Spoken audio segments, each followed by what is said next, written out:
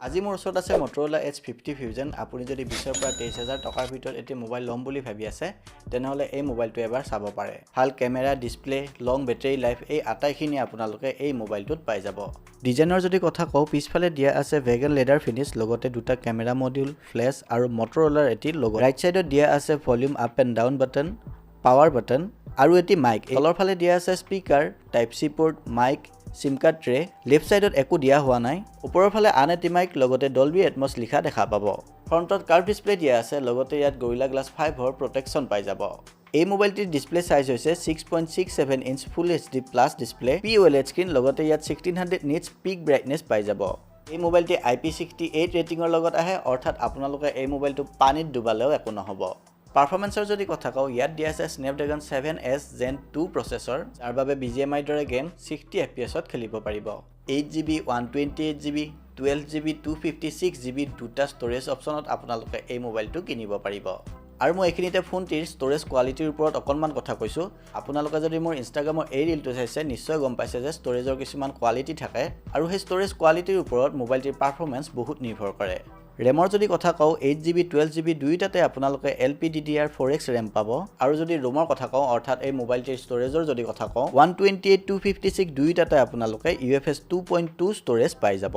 আৰু UFS 2.2 storage 20000 টকাৰ আশে-পাশে মোবাইলত পোৱাটো খুব ভাল কথা এবাৰ আহিছো Motorola Edge 50 Fusionৰ বেটাৰীৰ কথালৈ ইয়াত 5000 mAh এটি বেটাৰী দিয়া আছে যেটো 68 ওয়াট ফাষ্ট চাৰ্জিং সাপোৰ্ট কৰে আৰু চাৰ্জিংৰ বাবে 68 ওয়াটৰ এটি এডাপ্টাৰ আপোনালোকে মোবাইলটিৰ বক্সৰ লগতে পাই যাব এবাৰ অলপ UI আৰু OS ৰ কথা জনাই দিছো এই মোবাইলটিত আপোনালোকে 3 বছৰলৈ এন্ড্ৰইডৰ মেজৰ আপডেট পাব লগতে 4 বছৰলৈ সিকিউৰিটি আপডেট এই মোবাইলটোত পাই থাকিব হেলো UI কিছুমান এক্সট্ৰা ফিচাৰ্স আছে মোৰ ভাল লগা এটি মই আপোনালোকক জনাই দিছো ইয়াত আপোনালোকে সিকিউৰ ফল্ডাৰ বুলি এটি অপচন পাব ইয়াত আপুনি বিচৰা ধৰণে কিছুমান এপ ফটো ভিডিও এইবোৰ লক কৰি থব পাৰিব এইবোৰ চাবলৈ আপুনি সিকিউৰ ফল্ডাৰৰ বাবে দিয়া প্যাটাৰ্ন পিন নহলে আপোনাৰ ফিংগাৰপ্ৰিন্ট দিহে সেইবোৰ চাব পাৰিব যদি আপোনাৰ ফোনৰ পৰা বা গ্যালাৰীৰ পৰা কিছুমান বস্তু লুকাই থব বিচাৰে ইয়াত অতি সহজতে হাইড কৰি থব পাৰে লগতে হেলো UI আৰু কিছুমান সুবিধা আছে যিবিলাক আমি সদায় ব্যৱহাৰ কৰিবলৈ সুবিধাজনক হয় যেনে ধৰক আপুনি যদি দুবাৰ মোবাইলটো এনেকৈ জোকাই দিয়া ফ্লাছটো জ্বলি উঠিব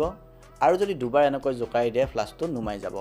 এইবাৰ আহিছো কেমেৰাৰ কথালৈ এইখিনিলৈ যদি ভিডিওটো চাই ভাল লাগিছে তেনেহলে লাইক কৰি দিব আপুনি যদি কিবা মোবাইলৰ বিষয়ে জানিব বিচাৰে তেনেহলে কমেন্ট বক্সত লিখিব পাৰে লগতে পিছলৈ যদি এনেকুৱা মোবাইল আৰু টেকনলজিৰ ভিডিওসমূহ চাব বিচাৰে তেনেহলে সাবস্ক্ৰাইব কৰিবলৈ নাপাহৰিব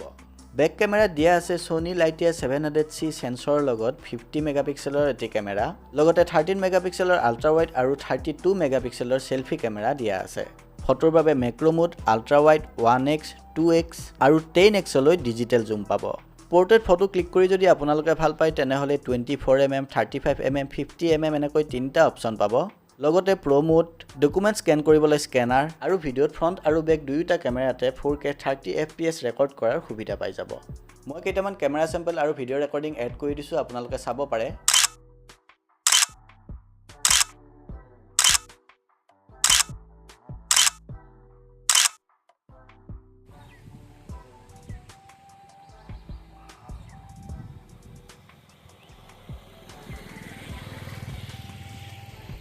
ভিডিওৰ ফটোবোৰ কম্প্ৰেছ হ'ব আৰু যদি আপোনালোকে ডাইৰেক্ট অৰিজিনাল কোৱালিটিত চাব বিচাৰে তেনেহলে গুগল ড্ৰাইভৰ লিংক মই ডেসক্ৰিপচনত দিছো তাৰ পৰা আপোনালোকে ডাউনলোড কৰি অৰিজিনাল ফটো কোৱালিটি চাব পাৰে এইবাৰ অলপ কানেক্টিভিটিৰ কথা কৈছো 5G ব্যৱহাৰ কৰিবলৈ ইয়াত 15টা 5G বেণ্ড দিয়া আছে Wi-Fi 6 Bluetooth 5.2 লগতে NFC আৰু আপোনাৰ অডিও শুনা এক্সপেৰিয়েন্সক আৰু অধিক ভাল কৰিবলৈ ইয়াত ডলবি এটমছৰ সাপোৰ্ট পাই যাব আৰু 20 পৰা 22000 টকাৰ এই মোবাইলটোতে আপোনালোকে ফ্লেগশিপ মোবাইলত থকা IP68 ৰ ৰেটিং পাব অৰ্থাৎ এই মোবাইলটো আপোনালোকৰ পানীত পৰিলেও ইমান একো চিন্তা কৰিব নালাগে হেইবুলি আকৌ মোবাইলটো আপোনালোকে বাৰে বাৰে পানীত পেলাই টেস্টিং কৰি নাচাব IP68 ৰ লগত ইয়াত পাব স্মাৰ্ট ওয়াটাৰ টাচ অৰ্থাৎ ইয়াত যদি পানী পৰি থাকিব তথাপি আপোনালোকে মোবাইলটো ভালদৰে ব্যৱহাৰ কৰিব পাৰিব